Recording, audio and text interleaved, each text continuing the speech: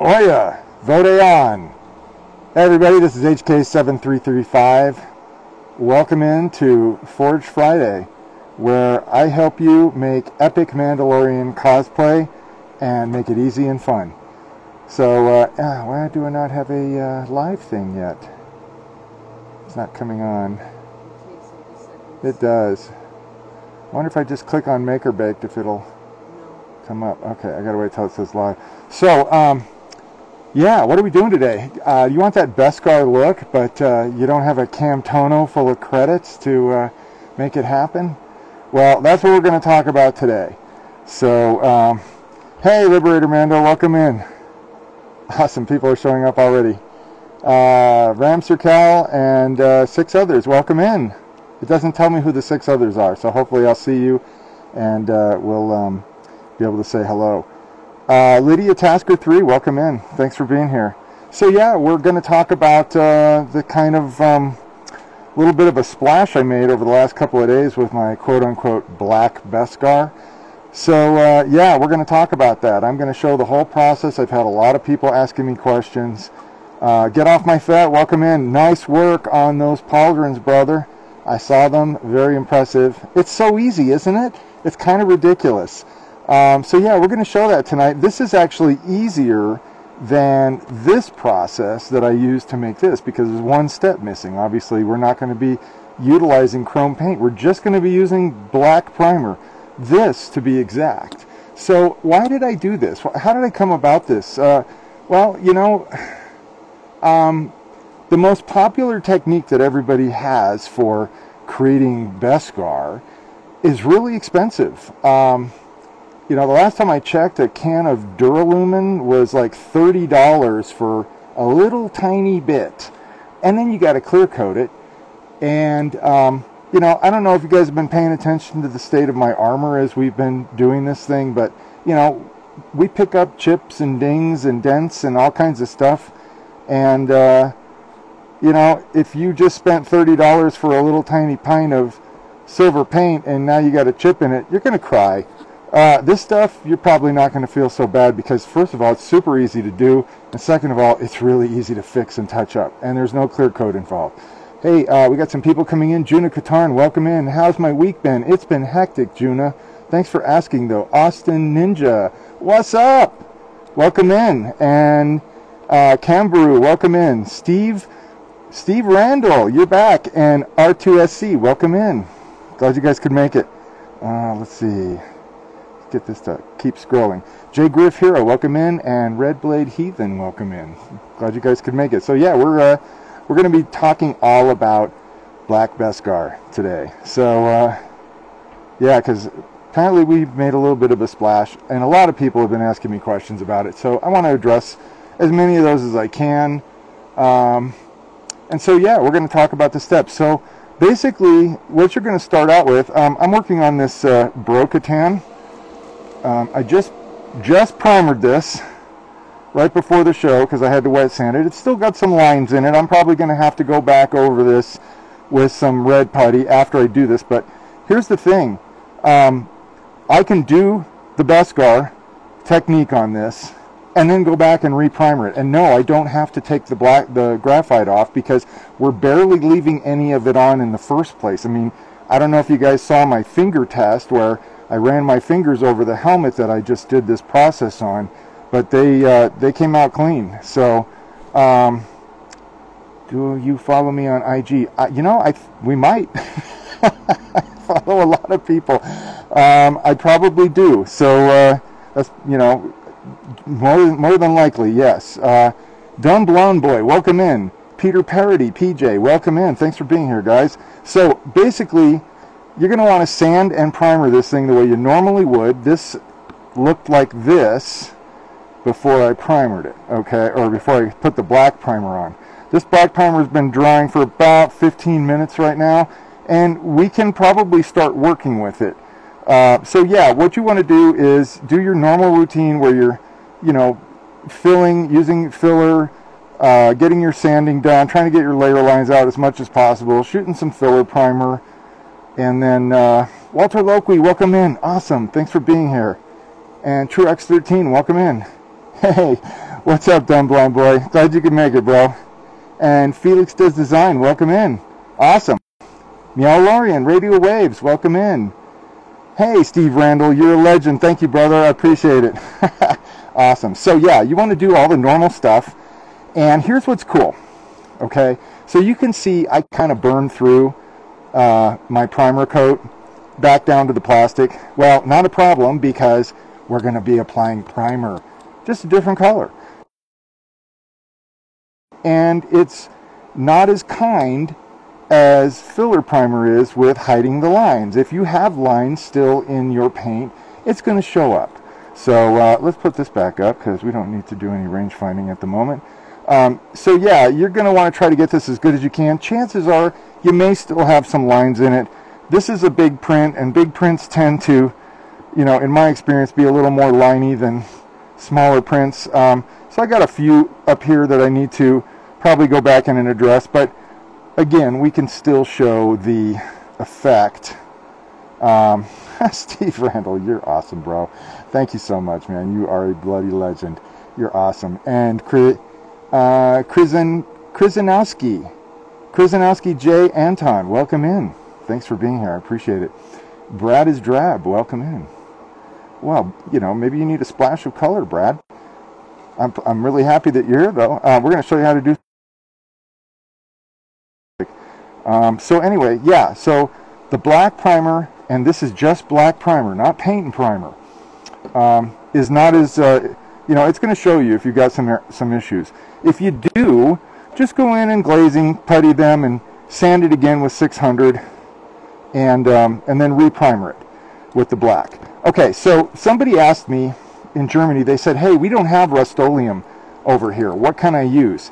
As far as I know, any normal primer will probably work, okay? As long as it's just primer.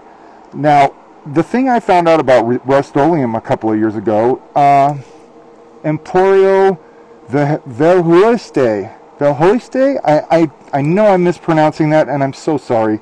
Please forgive me. Welcome in. I'm really glad you're here. Cat Designs Unlimited, welcome in.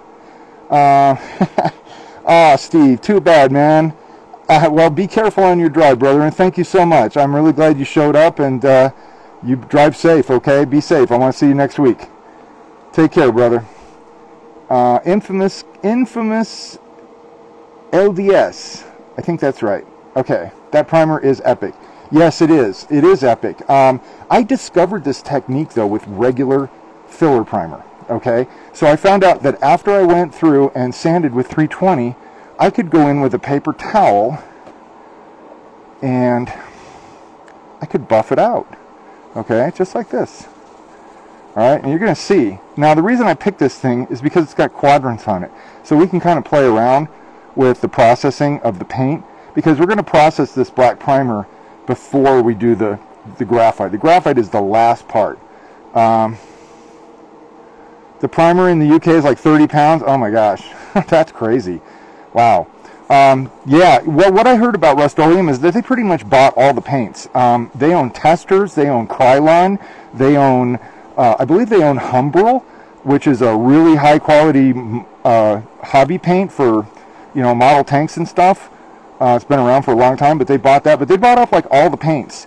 And I think that's true internationally. So they're probably selling it under a different name over in Europe. I would be my guess. But hey, it's just primer. So I don't know what black primer costs everywhere, if it's just basic black primer. But, you know, try it out. I'm sure that it's going to be cheaper than the much more expensive alternative. Okay, so you can see I'm just rubbing this with a paper towel. And like I said, I just shot this like, you know, 20 minutes ago, and it's already picking up a shine. Okay, so now if your primer's really rough, then you're going to want to go in with 600 grit sandpaper, and you're going to want to wet sand. Okay, so I got a little tub of water here. I'm going to get it wet, and you want to be super light, just barely touch this stuff. Okay, you know, just nice, gentle sanding. I like to use a circular motion. I think it just leaves a nicer finish. What's up, AK? Got my first order today. They're awesome butt plate and codpiece. You painted it. Nice. Oh, cool. Yes, you got my codpiece. Awesome. Cool. I'm glad you were happy to get that. You know, it was there, and I was like, you know, why don't I just send this, because I can't use the codpiece now. I think I have to make my I either have to not have a codpiece, or I have to make my quick draw thighs smaller. I think I made them too big. So my codpiece wasn't working. I kind of ditched it. I took a bunch of photos today, so you guys will see that I'm not rocking the codpiece today. But yeah, I'm really glad you got it and that you liked it. That's awesome. We got J-Sticks8, welcome in. Pens and Pancakes, welcome in. Yes, welcome back, I should say. I remember you from last week. And Elu VFX, welcome in. And R Modery, welcome in. Thanks, guys. So yeah, sometimes when you primer, like when I had to go back and re-primer the helmet that was in the post the other day, that actually got a second primer, because the first time I went through and sanded it, I was trying to see if I could get rid of some lines. So I had some layer lines, and I did get rid of them, but I also kind of burned through in a couple of places. Now, there's pros and cons with that, which we'll talk about later. But the main thing is when you're working with the 600, you want to go super, super light, because it's still pretty abrasive. Okay, but it will smooth out the black. So we're going to just do that much right now, because this is actually pretty good quality primer coat right now. It's not super dusty. Sometimes primer can just be kind of, I don't know, it's kind of dusty, just kind of has a rough finish to it, which is kind of why I started doing this. So now I'm just polishing. I'm using some elbow grease with the paper towel here. So, but I want you guys to see what happens with just the paper towel. This is what just blew my mind, okay? And I think this is kind of the key to the whole thing. This and the steel wool. The steel wool is very interesting. I have not quite wrapped my head around exactly what it's doing, other than imparting micro scratches into the surface. Somebody asked me if it was to create a brushed metal look. No. If it was brushed metal, it certainly wouldn't be reflecting to the degree that it does. Ginger Beef 17. Oh, yeah, Ginger Beef 727, welcome in. D is for Dick. Joe's Beater, welcome in. Okay. Tahoe STEM Academy, welcome in. Ooh, STEM, interesting. K Trickstery, welcome in. And JC Phobia, welcome in. Ma 1984 UK, welcome in. Thanks for being here. So yeah, right now I'm just polishing this stuff, and we're already picking up a really nice shine. Now some people will say, how come you don't just use gloss paint? Well, I'll tell you why. I don't use gloss paint because I don't really like the way it looks. I think glossy paint looks, you know, it's glossy. It's not shiny, it's glossy. And there's a difference between gloss and shine. This has a shine. It has like almost a metallic shine to it, which is, I think, why it works so well with the graphite. Incidentally, this is the preliminary step for creating the regular Beskar. After you did this with your black primer, you would go in and shoot your chrome coat, which we have shown before, but I will go back over that. So I'm going to just do this side and let you guys see the kind of comparison between, you know, this is the unpolished side and this is the polished side. I don't know what you guys think. Oh my gosh. BJJ Mike White Belt Life, welcome in. Currently processing the interchangeable plates on your Rancor bells. Awesome. Nice. The Armorer Forger, welcome in. Brother in arms, right? And Trevor Nova, welcome in. Will Ump, welcome in. And Gentlemen with the Voices, welcome in. Okay, so thank you, Gentlemen with the Voices. I appreciate that. And that's just paper towel, brother. Paper towel and primer. Okay, so now we're going to spice it up a little bit. Okay, this is the part I like to do. Now, you don't have to do this. If you want just a smooth, you know, Beskar finish, you don't have to do this part. This part is optional. Did I miss something? I think I did. Oh, Valagrata, welcome in, brother. Glad you could make it. Awesome. I am not worried now that you are here. Get Off My Fest says, once I get the Sentinel to print, printer is messed up. I'm doing this for it. Yes, it's going to look great with that. Okay, so this is the part that I like.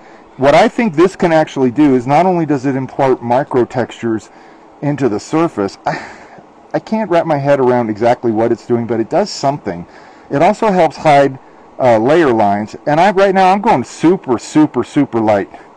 Okay, it might actually even just be polishing the paint. I don't know, but I'm going to just do this quadrant up here so we can see if there's any kind of a difference between the steel wool side and the non-steel wool side. This is 4.0 steel wool. All the stuff that I'm going to be using tonight is available on my Amazon store. That's amazon.makerbake.com. You can find the graphite, you can find the paint, you can find the 4.0 steel wool. It's all there for you. So go check that out if you need to know where to get it. Okay, so right now we're just barely polishing this up. And you know, I think it definitely makes a difference. Yeah, okay. So what do you guys think? Thank you, Juna. It does look good, doesn't it? It does look good. Broba Fit, welcome in.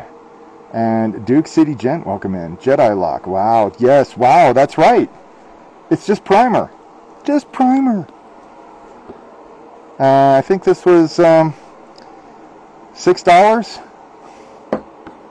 I can paint a whole armor with this. Well, most of an armor. So, yeah. Bless you for working on the bucket. That is a chore in itself.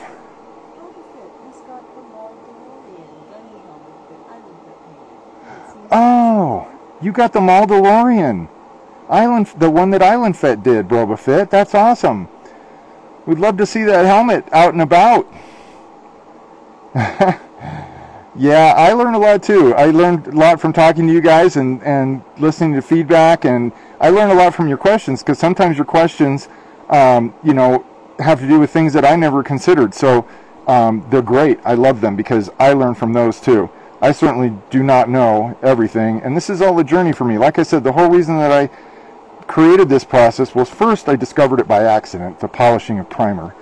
But as far as creating Beskar, I scratched my head for a year trying to figure out, am I gonna, you know, play around with these expensive jars of paint, you know, and have to break out my airbrush or get a professional spray gun and all this stuff.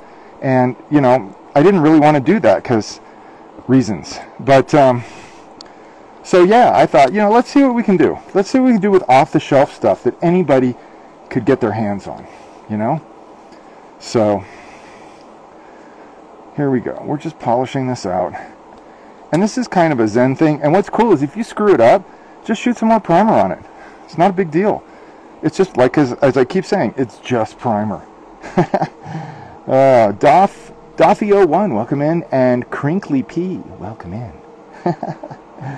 All right, so I think it might be. I'm going to hit this with this a little bit more, just to get a little scratchier. I actually think that this helps polish the paint too. So we're going to do this side also. Just get the whole thing, because I want to see what the whole effect is when it's done. And I'm sure you guys do too.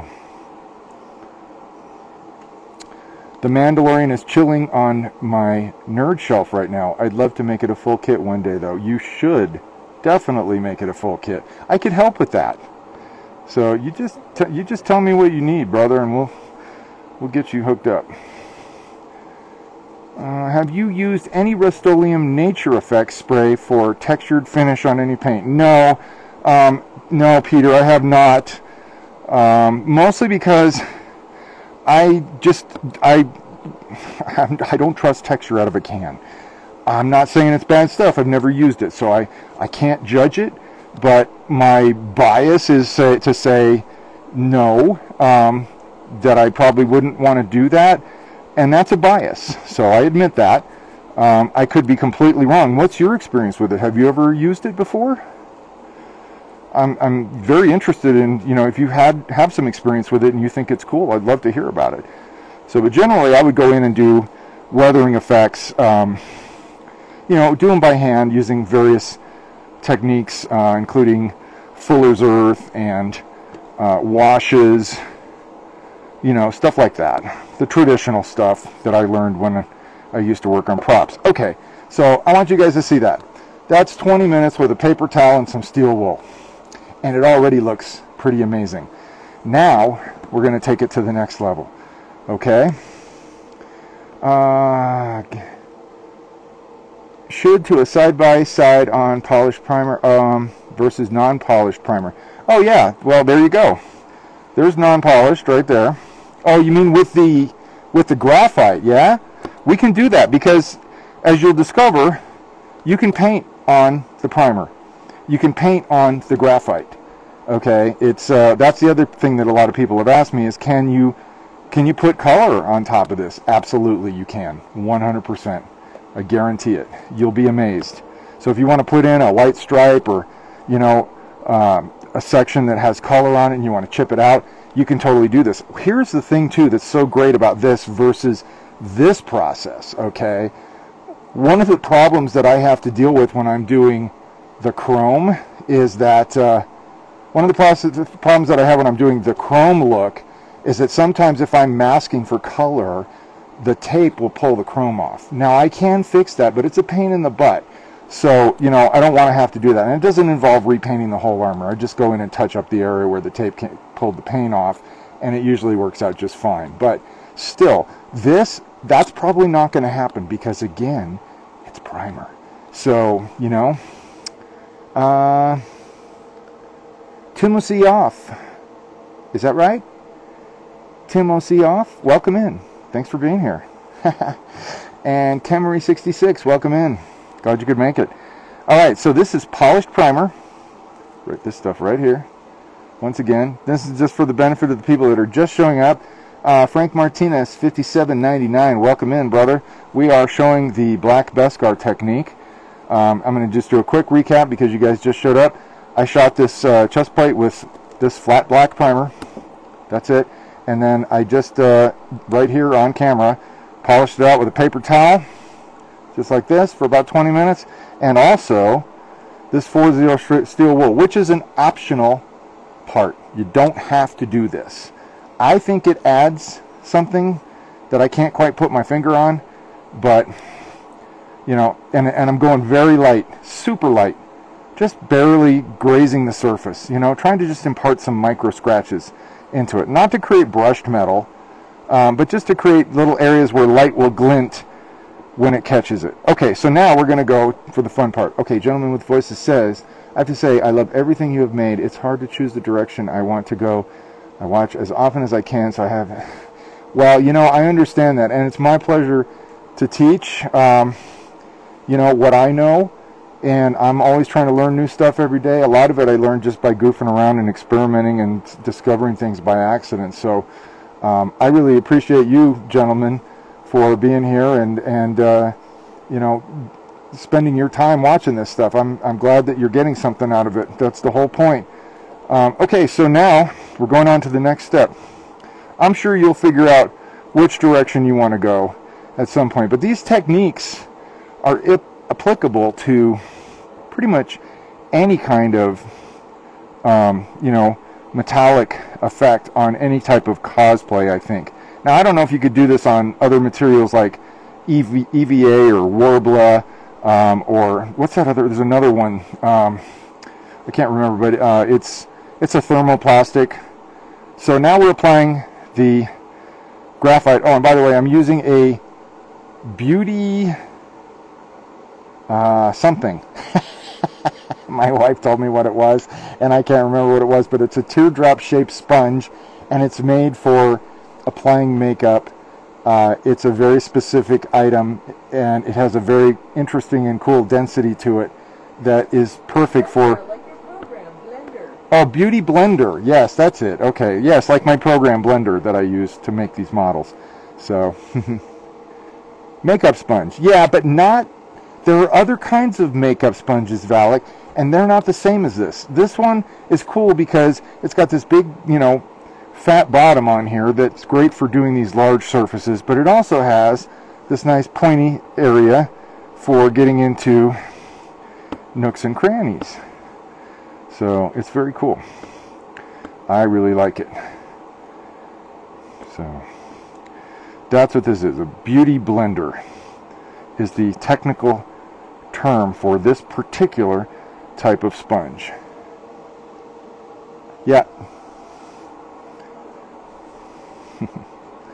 And once again, I'm going to just repeat that all the things that I'm using today, including the beauty blenders, are available through our Amazon shop. That's amazon.makerbake.com. I'm going to get a fresh paper towel here. You use a makeup sponge. Yeah, cool. They work. I just happen to like these. I saw them on another presentation. So now, here what we're doing is we're just buffing with the paper towel. That's all we're doing. Just buffing it out.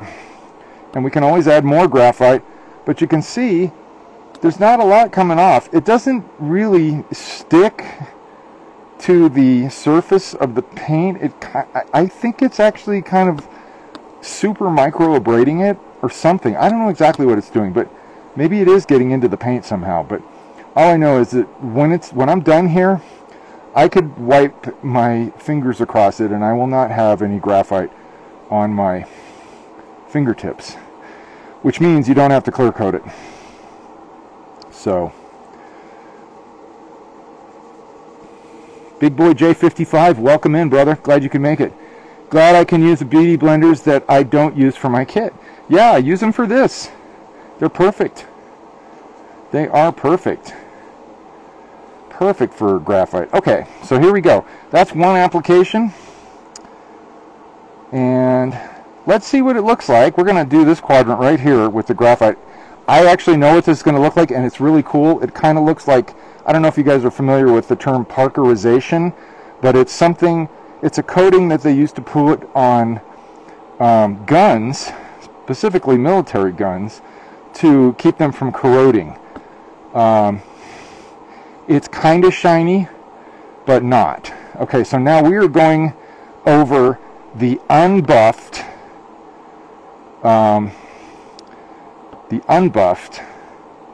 primer. And we're going to just do this little quadrant right here. And a little, you can see a little goes a long way. I mean, literally this jar, I could probably do 20 armors with this. I'm actually going to end up doing a lot of helmets with it because people were so taken with this look that I'm going to do a bunch of them. But I have a feeling a lot of other people are going to be doing them now too, that the secret's out. But that's cool, you know? I mean, I'm here to share, I'm here to learn, and I want to help everybody else learn too. So, good old CLP is what we call that. Nice. CLP, yeah. Okay. That's what you called the parkerization?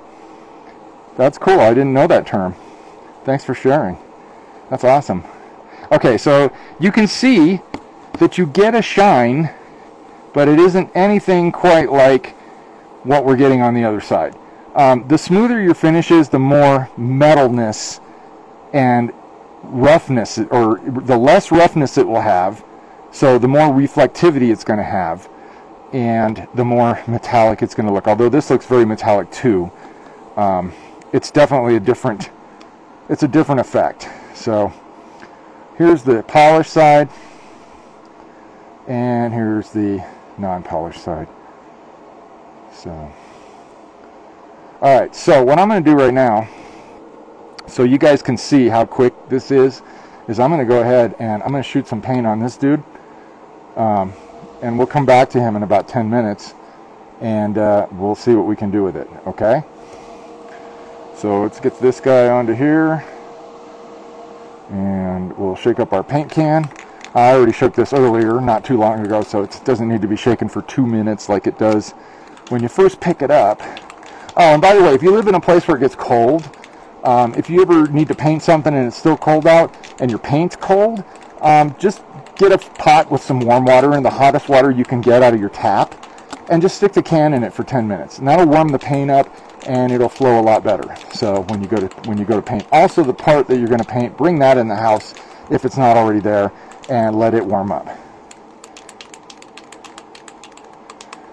Yes, the rub happens once the primer is dry. The primer dries very quickly. I've waited as long as 12 hours to do this, but you can do this as quickly as an hour or even less. As I said, I just shot this thing 20 minutes ago. Well, 20 minutes before we started polishing it. So the paint's been on there for probably about 35 minutes, I'm thinking. So yeah, Peter, you got to wait a little bit. Obviously, you can't do it when the paint's still wet, but the primer dries very quickly. So as you're going to see, I mean, we're going to primer this thing right now, so you're going to see, like live here, what we're going to do. Can you hold up that primer can for a second? Sure. Now, I told you, I told everybody this earlier. Rust-Oleum apparently bought all the paint manufacturers a few years back, maybe as long as a decade, but they own everything. Krylon, Testers. I don't think they own Tamiya, but they do. I do think they own Humbrol. They own Model Masters. So they own all these different paints, and you know, the ones you typically find at the big box are either Rust-Oleum or Krylon. And X-Ray D, welcome in. Glad you could make it. And Voltmando COS. Are you in the Springs? Is that Voltmando or is it cosplay? So let's see. You rock. Thanks. You're welcome, brother. My pleasure. And Jacob Reynolds 131. Welcome in. Thanks for being here. Okay, so we're going to go ahead and shoot this thing right now. This paint is awesome because it doesn't take much to cover. It's got really good coverage. So I hope you guys can see what I'm doing. I'm trying to stay out of the way so you can get a visual. Now this top part up here, this is going to be underneath the plate, so I'm not going to pay as much attention to it as I will to the part that's going to be exposed. I even do this first coat probably a little heavier than I should, but it's going to be dry in about 10 minutes. So, and we're just going to do the one coat so you guys can see what one coat looks like. I typically do 2 as a minimum. If I screw up and I got to retouch the whole thing up, then obviously there'd be 3, maybe even 4 coats. So as I pointed out earlier though, this process will show any layer lines that you have. So with this plate, I'm planning on selling this, so I can't have these lines in here. So I'm going to need to go back over this with some, I'm going to 600 grit sand it, and then I'm going to go over any areas that have lines with red putty, resand, and then I'll shoot the black primer on top of that, probably another 2 coats. I'm not going to do filler primer. There's no need to do filler primer because, again, this is primer, so we're just going to go primer on primer. And you're going to say, well, but it's got graphite on it. Doesn't matter. So, in fact, I think we're going to do a color test with this because I'm really curious about masking this and you know, and painting that. So let's do that. Let's just put a stripe on it for fun. What do you say? Just something simple, you know. I need some tape, and I need some brown paper. So first thing I want to make sure is this tape won't pull the paint off, and I don't think it will. It will probably pull, if there is any graphite, it will probably pull that off. But I want you guys to see that you can paint over this, and I'm not even like worried about like having this be in any way accurate. This is just for educational purposes only right now. So we're just going to mask off a little area right here. I like diagonals, so I'm just going to eyeball this a little bit. Doesn't look like it's taking any of the paint off, which is great. That's great news. Alright, so we're going to lay this tape down. There's a lot of different kinds of tape that I use too. This is just the basic blue painter's tape. It works pretty good for the most part, but it does have its issues. Another tape that I use is this yellow tape, which comes in different thicknesses from Tamiya. And this stuff is pretty light tack, so a bright orange primer. You know, I was just thinking about that today. Now, I think you could get the primer to look good, but once you put the graphite on it, it could look weird. But you know what? I'm going to play around with that because that's an interesting idea. Okay, just so you know, this paint here, this paint on my helmet, when it got sprayed on, it goes on flat. Okay, so I was able to buff this paint out using exactly the same techniques that we're doing here. So yeah, paint is buffable. As far as I'm concerned, I don't ever have to buy glossy paint again, and I probably never will, because I really like the shine look versus gloss. I'm not a big gloss fan. I like shine I like shiny things, right? Who doesn't? So yeah, you can buff paint out with paper towel. I don't know if you can do it with all paints, but every paint that I have used so far, I've been able to do it with.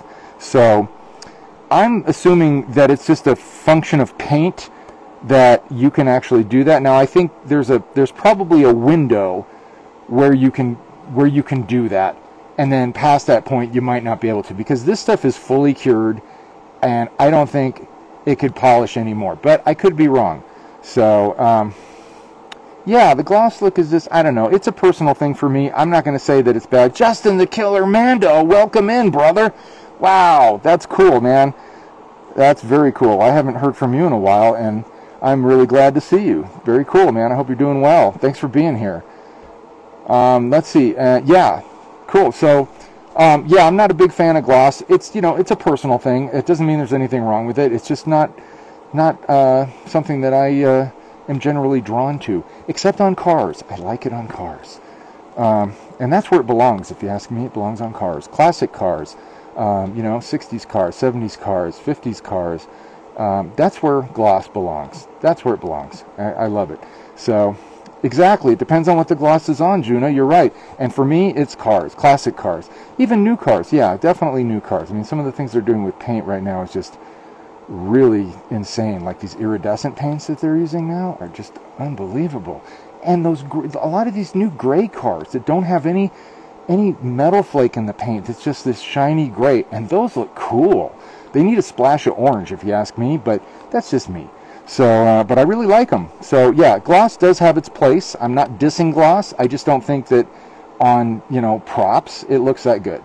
So I like shine, and I like shine that I can control. And if I can control it by buffing or not buffing, that's pretty cool.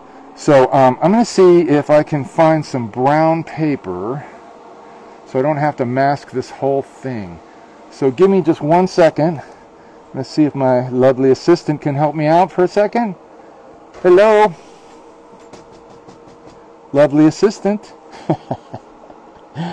I haven't seen your truck. Is it glossy? Can you grab me some brown paper, please? Yes, thank you. Awesome. So yeah, we're going to put some brown paper on this, and we're going to shoot some white paint on it. Thank you. Awesome. I have not seen your truck. Yeah, Justin, I'm really stoked that you're here. That's awesome. That is awesome.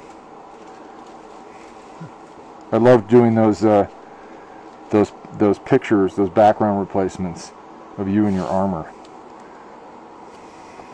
Those were cool. Okay, so we're just going to be quick and dirty about this. Nothing fancy. All we want to do is demo the fact that you can paint this. You know, because a lot of people are like, oh, you can't put paint on it, right? Well, actually you can. Okay, so getting tape off of a roll is very hard with rubber gloves on. I might have to take these off. Oh wait, I know what I'll do. No, I don't want to do that. Chain Schmooker, welcome in. What a great name. Plastic bags also work. Yes, they do. They do.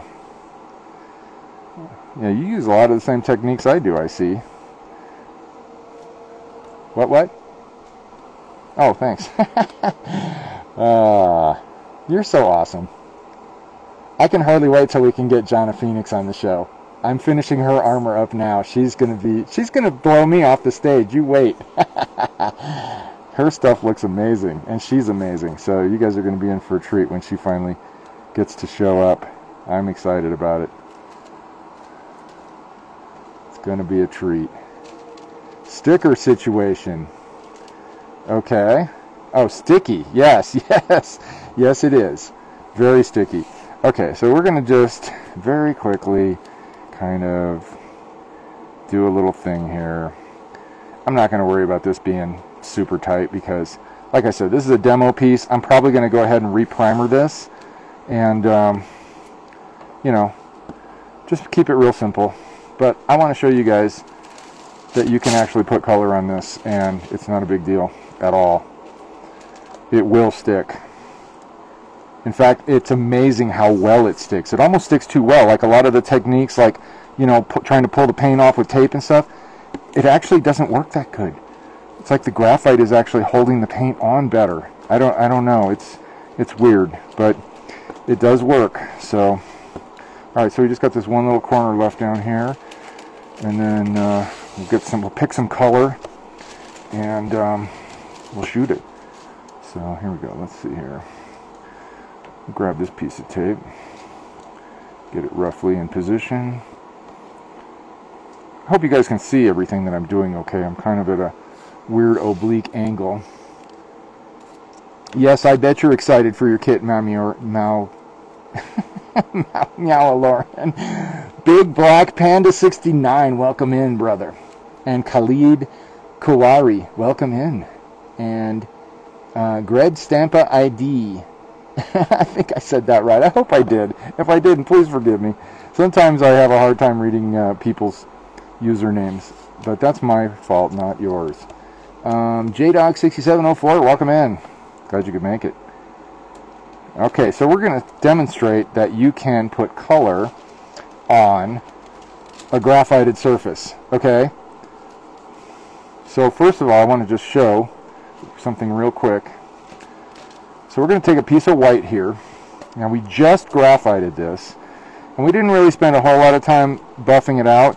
I would typically spend a lot more time, but I'm just going to go over this so we can kind of just see what the result is. Check that out. There's very little graphite on there, if any. Most of it is either gotten into the paint or has polished the paint. You know, and that surface to me looks pretty amazing. So, okay, we're going to put some color on this right now. Okay. Let me just fold this up here. And let's pick something out. Why don't we go with... Hold on. Oh, you know what? Let's just keep it in the family and do some orange, right? Yeah, let's do some orange. Okay, so I'm going to use this Montana Gold, and I'm just going to put an orange stripe on here.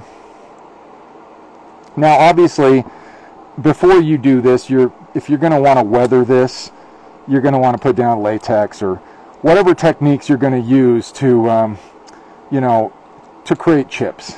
I use toothpaste. I'm also going to be employing the salt technique here in the near future, but I kind of got to get it down first before I really can show you guys how it works. Some of you may be familiar. But... oh, you want red? You know, I don't have red. Get off my fat. I don't have that color. I got to get some because I definitely need to do some red. I want to do a. I've got a Mark 7 Classic Mando that I want to do as a Mall DeLorean. So I'm going to be doing that. I'll probably do the guy with the 4 horns. Although I think that was Gar Saxon that they showed in Ahsoka. What it couldn't have been though, because Gar Saxon did not die in the Republic Siege of Battle of Mandalore. He actually went on to serve the Empire, if we remember. I'm so hit and miss with the salt trick. Yeah, it's interesting. It is a really nice effect, Valak. And like I said, I do not know it. I've seen it. I've watched it being done, but I haven't tried it yet. So I've got to play around with it. So I'm just trying to find the right thing to try it out on. Is really what it comes down to. So probably one of these helmets that I'm going to be doing here in the near future Ross the Boss, welcome in. Or should I say Ross period, O period, S period? No, I'm not going to do that. Ross the Boss, welcome in. Thanks for being here. I appreciate you. All right, here we go. Oh, and perfect timing too, because our little belly plate here, which actually looks pretty decent, I'm not really seeing a lot of lines in that, is dry. Dry enough to start working with. First, we're going to set this up so we can get a splash of color on here. Also, Gar Saxon had an illuminated visor. Yes, he did. Yes, he did, Juna. Yeah, I wasn't crazy about Gar Saxon's chest plate, but the rest of his armor was really cool. I'd also like to see, I was thinking about doing Rook Cast, because I haven't seen her armor out there. And I definitely want to make more stuff for girls, so I'm thinking about doing Rook Cast. And there's a couple of versions. There's a comic book version, and then there's the Clone Wars version. I don't think she appeared in Star Wars Rebels. In fact, I'm sure she didn't. So, although my theory is that she is now the armorer in The Mandalorian. But that's just me. Darren Pringle 7, welcome in. Hello there. Glad you could make it. Thanks for being here. And Rico 3D Maker, welcome in. Chest plate I thought was cheesy. Yeah, I agree. I totally agree. Okay, here we go. So I'm going to just lay this down. I'm not going to be delicate. As you can see, the paint is not having any issue with sticking. Now initially I thought maybe this is because it's Montana Cans, and Montana Cans was formulated for graffiti artists, and therefore it's designed to stick on a multitude of surfaces of varying conditions of cleanliness. So I thought maybe it was just because it was this paint. But I quickly learned from reprimering this stuff with the black that, you know, it works pretty much with any color. So, yeah, this stuff dries really fast too. I'm going to go ahead and just hit it one more time. Okay, so we're going to let that dry, and then we'll come back to it and see what happens. You guys are going to see the experiment live. Okay, so we're going to take this right from the beginning. Okay, we just primered it, as you saw.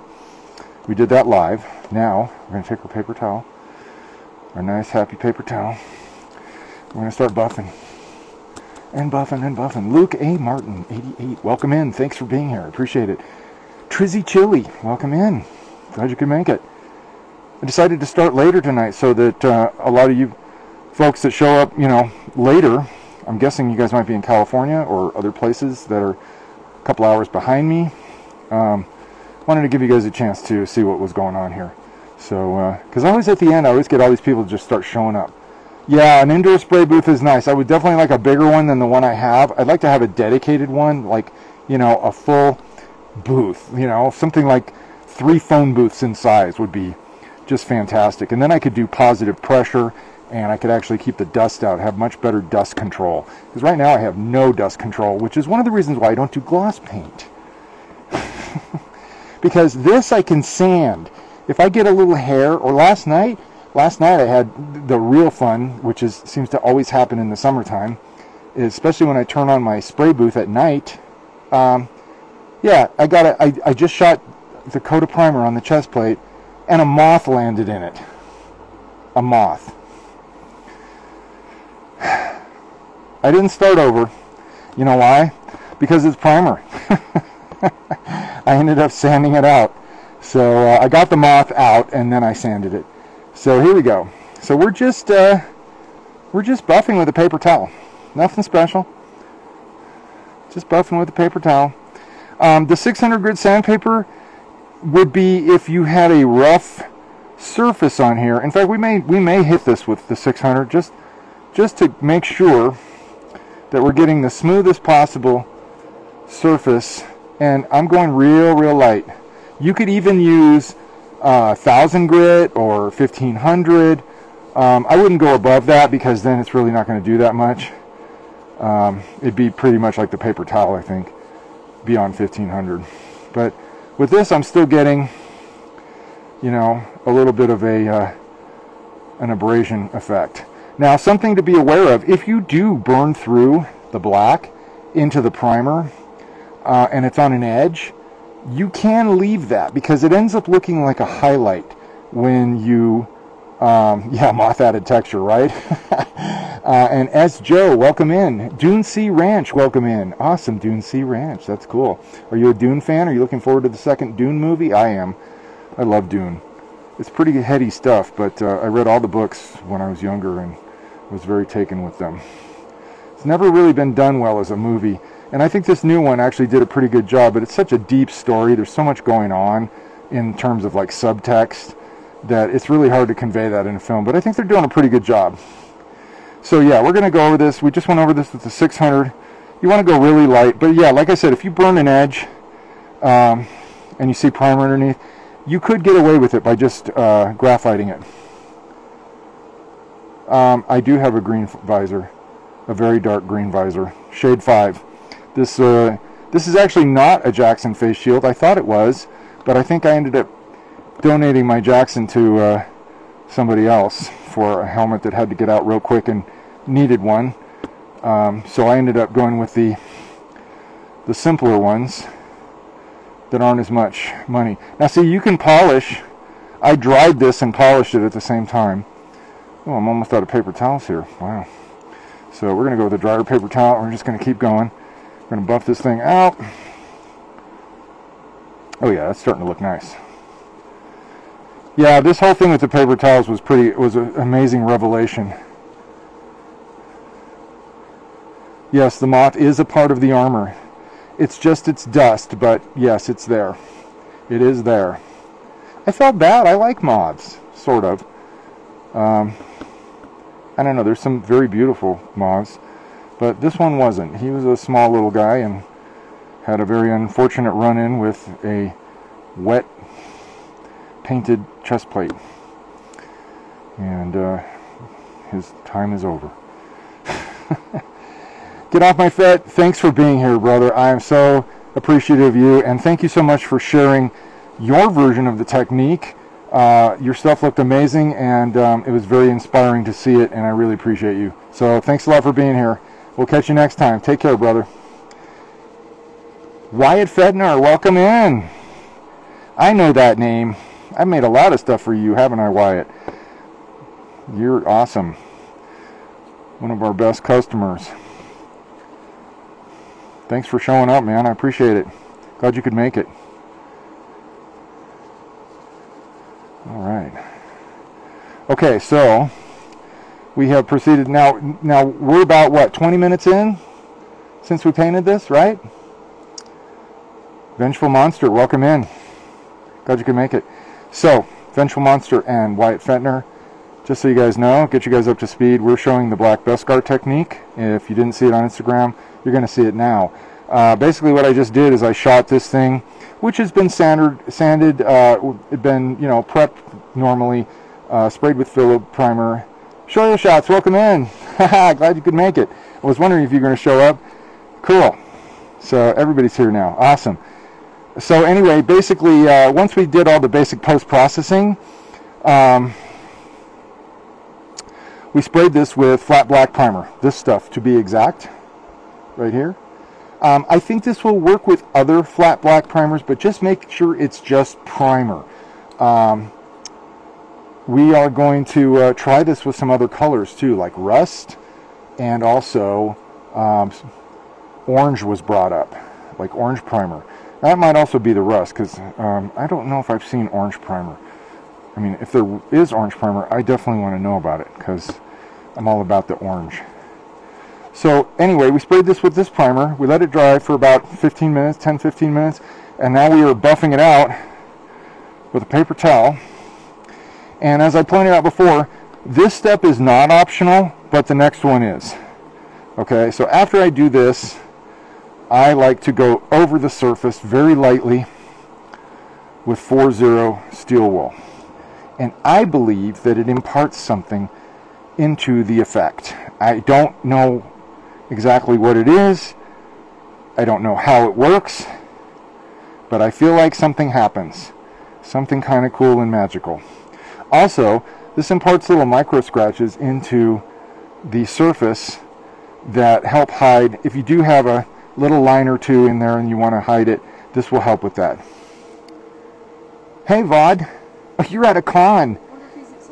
Oh, are you at, is it the Salt Lake Con? Salt Lake. Is that happening this weekend? Oh, that's probably the one you're at. What's that, Fun something or other? Fan Expo, right. Lenener, welcome in. Laner, is it? Oh, I know I'm saying your name wrong. I'm so sorry. Lenener, welcome in. Glad you could make it. And Sam Irmig1, Sammy RMG1, I think that's what it is. And the Mandalorian family, welcome in. Okay, so I'm going over this guy with this 4-0 steel wool. And like I said, I believe that it imparts something to the overall effect. And all we've done right now is primered this with black primer, polished it for a few minutes with a paper towel, and now we're going over it with some 4-0 steel wool very lightly. I'm going to hit it again with the paper towel just to kind of clean the surface off a little bit and to give it a little bit more of a buffing.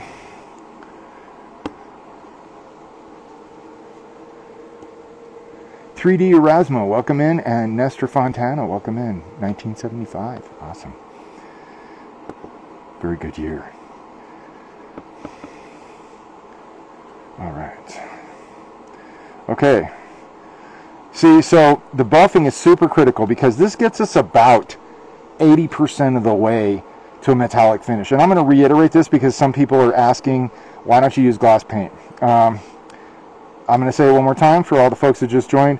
I'm not crazy about the way gloss looks, but I love shine. This is shine to me, and I think it looks pretty amazing. It appeals to me, to my sense of aesthetics. I think it looks a lot more like metal. Oh, I had a piece of metal here, but it's behind something that I can't reach. That's okay. Oh, maybe my steel ruler here. Yeah, I got this steel ruler. And this thing's actually pretty shiny. This is closer to my chrome, you know, so, but you can see this is a shine. That's not a gloss, that's a shine. And it's different, okay? This is steel. This is fake Beskar without the chrome. Oh, here's a piece of steel. Here, this steel is cool because this steel is actually weathered. So it's actually got like a patina to it. But you can still see it's got some reflectivity, but it's not glossy. It's not glossy at all. It's shiny. It's not satin finish. It's not glossy. It's shiny. So this is why I don't use gloss paint, because I've discovered that you can polish paint with a paper towel and other extremely mild abrasives. Okay, so that's what we've done here. We've just polished this flat black primer that's been, it's been about 15-20 minutes since I sprayed it, and it's only one coat. I usually go two, but this is for demonstration purposes. So now we're ready to apply the Beskar, or I keep calling it Beskar. It's graphite. It's not real Beskar, HK. Yes, it is. Don't spoil my illusion. All right, we got some people in. Edison, Farouk, Ohasa Buanza. I think I said that right. Edidson, Farouk, Rohasa Buanza. Welcome in. And Ariel Shest. I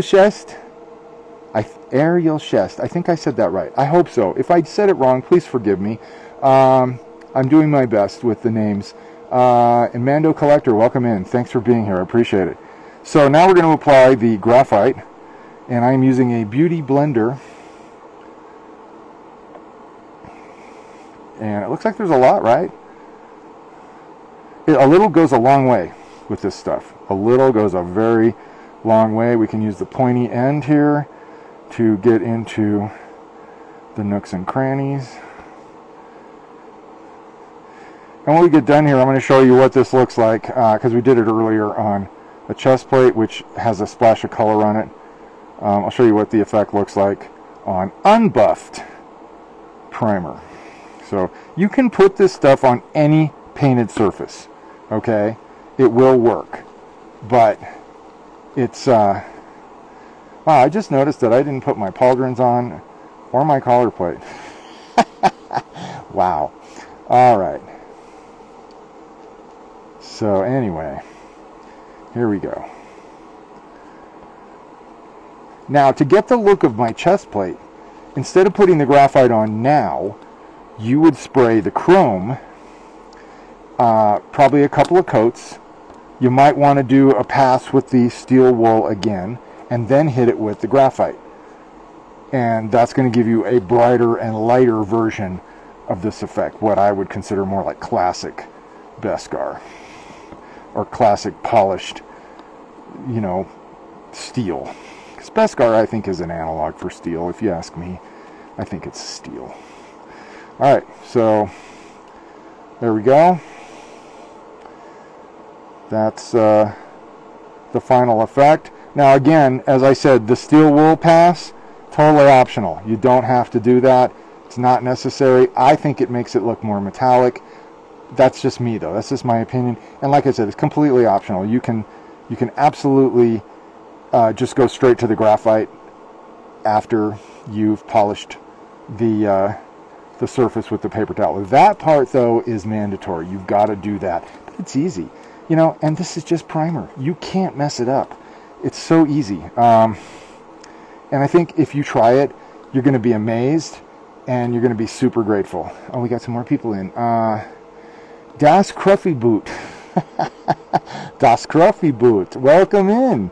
And Brady Norris 47. Welcome in. Glad you guys could make it. If you got questions about where we're at, go ahead and ask. I've repeated myself probably 25 times, so I'm not going to do it right now. We're going to move on to the next thing, which is seeing how well color paint sticks to this after you've done this effect. Okay? So we've actually gotten most of the graphite back off. There's probably still some in the nooks and crannies here, which you can actually leave. It actually kind of looks like weathering. You don't really have to take that out. But yeah, it's I gotta see if I have another paper towel that I can use. That I'm out of paper towels, so I should have brought a full roll out here. That's okay. All right, so we're gonna look at this paint here. Oopsie. Okay, there we go. Okay, so this is a chest plate that we just did the effect on, and now we're going to see two things. How well does tape pull away from this surface? Oh, thank you. You're awesome. All right. Okay. Whoa. I got some paper towels now. Cool. Okay, I'm going to set those aside. First of all, we're going to see how well the tape comes off, and does it pull up any paint. I'm hoping not. I don't think it will, because again, we're dealing with primer and not you know, not chrome paint. Chrome paint is very notorious for peeling up when you pull tape off. Hopefully that's not going to happen here. Okay, so far so good. That's a big boon. Okay, so that piece came off just fine. And now, yes. Okay, you can see my masking job isn't that great, but this paint is pretty much dry, and you can see it's sticking very well. There are things you can do to, you know, chip it out at this point if you forgot to put down latex or something. Let me see if I have some big tape here. I don't know if the tape pulling trick is going to work right now, because this stuff's been drying for a while. You kind of have to do that within a minute or two of shooting your paint. But you know what? I'm going to pull this glove off. Woohoo! All right. Oh, we got some more folks in. Nose RC, welcome in, and Nick, welcome in. Glad you could make it, brother. And Gabuzin, welcome in. And Volt Mendocias, have you tried graphite on top of an actual color? Yes. You can. I will do it on this, but yeah, you can. It will do that. It's not quite what you'd like it to be. I mean, I know what you're thinking, and that's kind of what I was thinking too, but it doesn't quite come out like that. Okay, yeah, the tape pull is definitely not going to work on this. Once this dries a little more, we will be able to chip it, but it will not come off. So I'm going to go ahead and do what Voltmando just suggested, and we're going to put some graphite on to this color, just so you can see what it looks like. It's interesting. It's not great.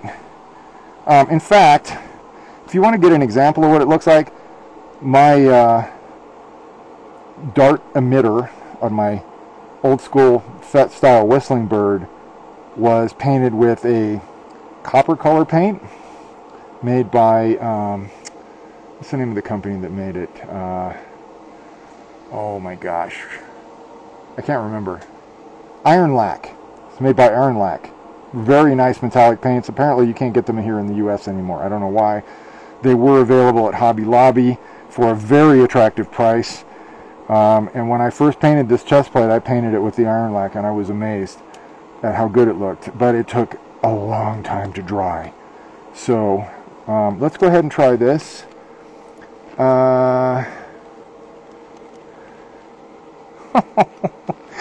Okay, I'm going to try this one. Please forgive me if I get it wrong. Natanen Juntrakul. Juntrakul. Is it Juntrakul? I hope I got that right. I'm so sorry if I butchered it. A lot of these names are new, and I'm not adept at pronouncing them yet, so please forgive me if I messed it up. It's not intentional. Galactic Artcast, welcome in. That I can say. Okay, so we're going to go ahead and put some graphite on top of this orange, just to see what we get. I mean, why not, right? Let's play around with it. This is what I like to do. I like to just goof around and see what happens. So let's try it out. And this way, I do it so you don't have to. Alright, I'm going to get this other piece of tape off of here too, because it's kind of annoying. Alright, first we'll get the graphite off, then we'll get the tape off. Okay, so now if you had some weathering on this, or a salt effect, or something, this could look really cool. As it is, it doesn't look bad. I just don't think... I think maybe if we polish this paint out, maybe that was the thing I should have done, was maybe polish it out. I still could, you know, I can just get the 600 grit in there, and the... I need something to get this tape off of. Alright, got to take the old glove off again, so I can get the tape off. Pastel Mando, welcome in, and Alex Lilly, welcome in. That Reenactor Dude, welcome in. Oh, I'm sorry, That Reenactor Dude 2. Welcome in. Welcome back as well. I remember you from last week. Alright, so... Oh, I got it. Thank you. You do have the pinchers. Okay, so we got the mask off. Actually, it looks better now that I took the other piece of tape off, right? And then we just went over this with some graphite. I'm going to sand this a little bit and see. I'm just going to sand like once. Yeah, it does look like old paint, right? It's just kind of fading paint. So let's... Lux Atlas, welcome in. Welcome back. Glad you could make it. We're going to just lightly sand this. Okay, now here's what could be cool, is that you can sand this down to where you can start maybe sanding through to the graphite underneath. So, because if you sand this just right, you'll actually wear down the color a little bit and start exposing what's underneath it. And if you do it right, it actually looks really cool. I like to use varying tones of the same color, and then, you know, starting with the lightest first to darkest, and then sometimes reverse, where I'll go from light to dark and then weather through. I actually did that on the orange on this helmet here. I did 3 different oranges. We're actually working with one of them right now. So yeah, let's just go ahead, and now that we buffed that out a little bit, first we'll do this too. Yeah, see, we're gonna just pull up a little shine first on this orange, because you can buff this paint out too, as you can see. And we're getting definitely a little graphite in there, but you can buff this paint out. Montana cans. Montana cans will buff out quite nicely, actually. It's like a semi-gloss, but cooler, because it's not a gloss, it's a shine. Okay, so yeah, there we are, just playing around. Let's throw a little bit more graphite on there just to see what we get. And we'll get a fresh paper towel. Whew. Oh my goodness, I'm deluged with paper towels. All right. Okay, so there's that. Ooh, this actually kind of looks cool. It definitely has that faded paint look. Let's see what we got here. Let's put this up where you guys can see it better. Oh yeah, I was kind of way off to the side there. Oh yeah, that's interesting. Restyle Vintage Vault. Welcome in. Welcome in. Glad you could make it. And Ivana Tello. Welcome in. Glad you could make it. Thanks for being here. Yeah, it's just testing, right? So, and it looks pretty good. I mean, so if you did all the paint chipping and everything like that, it could actually look really, really cool. And if you did like maybe multiple layers of different tones of the same color, definitely could look good. Pranov P009. Welcome in. And Lux Atlas, thank you so much. I appreciate it. You might do that for mine. Yeah, I mean, the thing is to just play around with this stuff. You know, I mean, if you got a little bit of extra paint, if you've got a print that, you know, maybe you just want to play around with just to try some stuff out. It doesn't have to be anything big. It could be a pauldron, it could be a knee, anything. And just, you know, see what you can do. But yeah, it's interesting. I mean, I don't think it's perfect, but I think for just goofing around, it's pretty cool. I mean, I would definitely want to chip these edges up a little bit more, and you know, add some, you know, some latex, you know, latex pocks and little paint chips and stuff like that.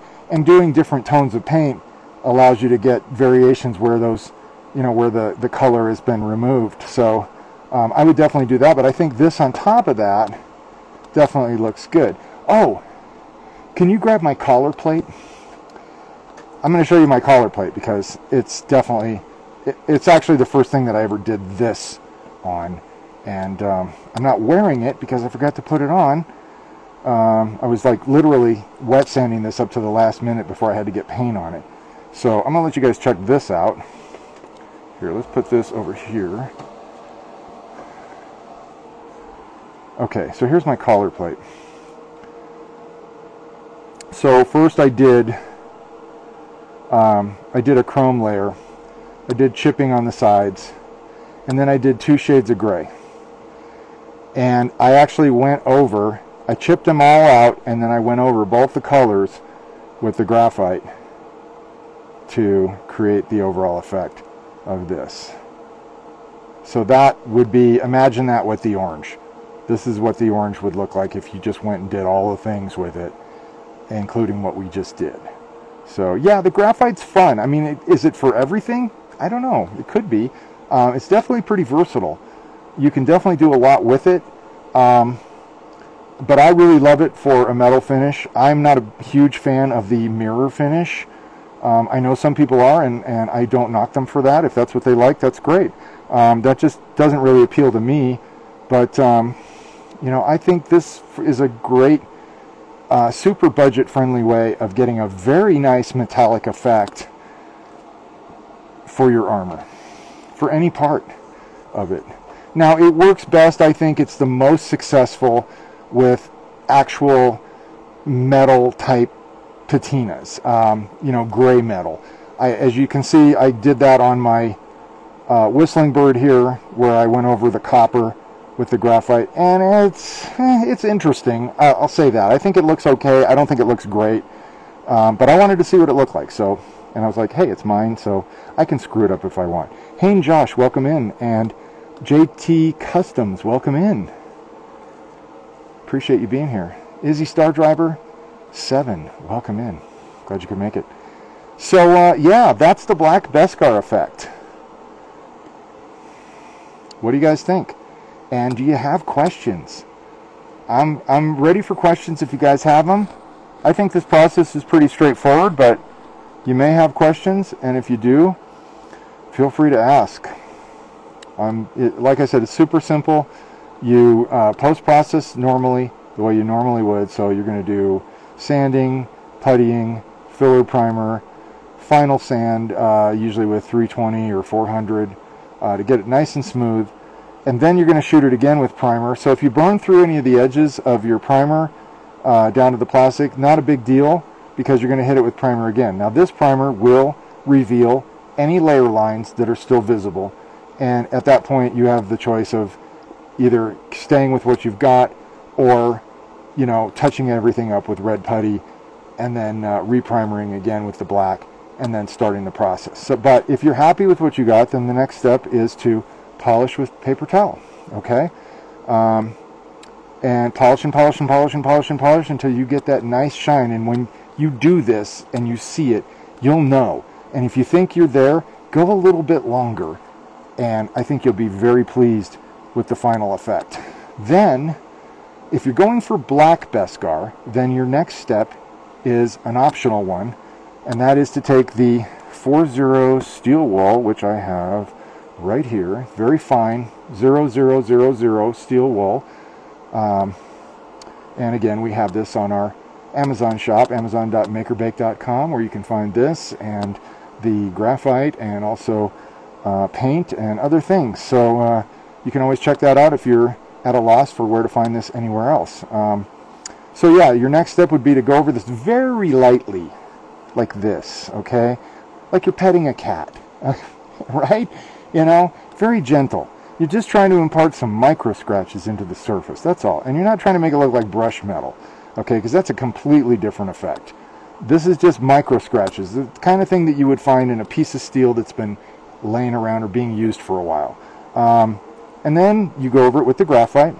And then, once you've done that, we can do it again. Let's do it again. Just right here in this one spot. I use this beauty blender. Dunk it in the graphite. Put the graphite on. And then we'll buff it out really good with the paper towel. And that, as they say, is that for black Beskar. Now, if you're going to do regular Beskar, then before you do the graphite, shoot your chrome, couple of coats. Then you might want to do the steel wool again super light, and then hit it with the graphite. And that's it.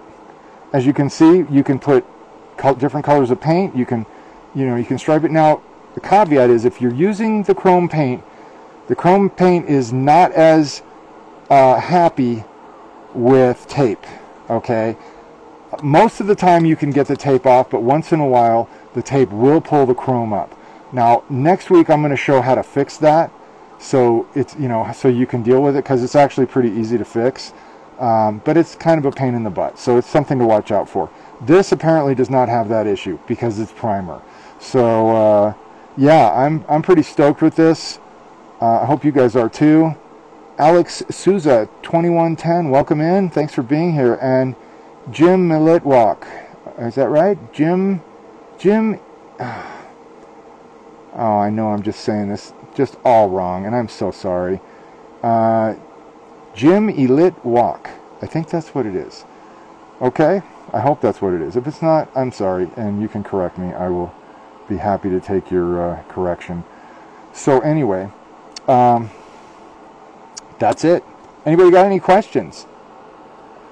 I'm probably going to be bailing here pretty soon. I went and did a photo shoot this afternoon, and I'm kind of wiped out. But I just wanted to say before I go that I have a great newsletter that comes out every couple of times a month. And what is the... It's, oh yeah, to get on that, to sign up for the newsletter, which is cool because if you join, you'll get a free model. You also get... you get first pick of any new stuff that comes out. You guys get, people on my mailing list get a preview. They get first chance, first dibs on all the stuff that I come out with. Cool, thanks, Jim. Awesome. And Manny Calderon, welcome in. And Justin Tank, just in the tank. I think that might be what it is. But welcome in. And Rich Otto. Rich Otto, is that it? Maybe it's Otto. I don't know.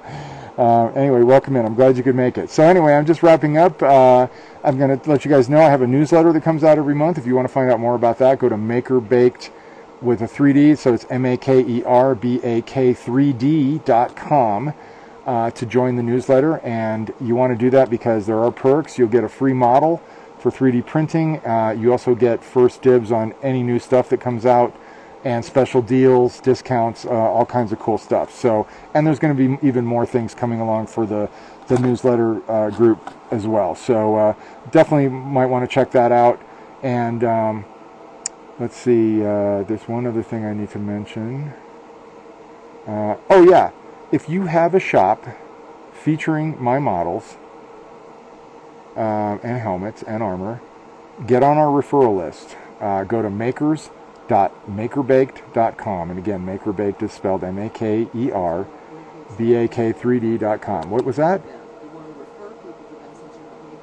Yes. I am pulling back on doing makes myself, so I now am enlisting people out in the world who want to make stuff, make my stuff, and so we want to be able to refer people. So if they, if somebody hits me up and says, "Hey, can you make me a helmet?" and I'll say, "Well, I can't, but I got these great people out here that are doing it, and where do you live? I'll turn you on to whoever's closest to you." So anyway, Peter Parody, welcome in, or not welcome in, thank you for being here. Thank you for your questions, and it was really a pleasure to have you here, and we'll see you next week, I hope. So yeah, oh wow, 323, wow. Awesome, great. Well, we'll see you next week, Peter. Thanks again, I appreciate it. Take care, have a good night. And Pasta-born Merc Knight 708, welcome in. What an epic name, I love it. Pasta-born, that's amazing. I love pasta. And Nightwolf03, welcome in. Guys, I'm getting ready to punch out. I'm pretty burnt from my photo shoot earlier, but I hope everybody was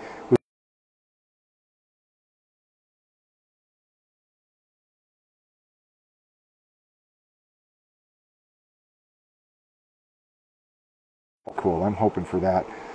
But anyway, until then, thank you everybody so much for being here and participating. Very awesome, and I appreciate all of you very, very much. So till then, this is HK7335, and I'm signing off, and I'll see you guys next week. Take care, everybody.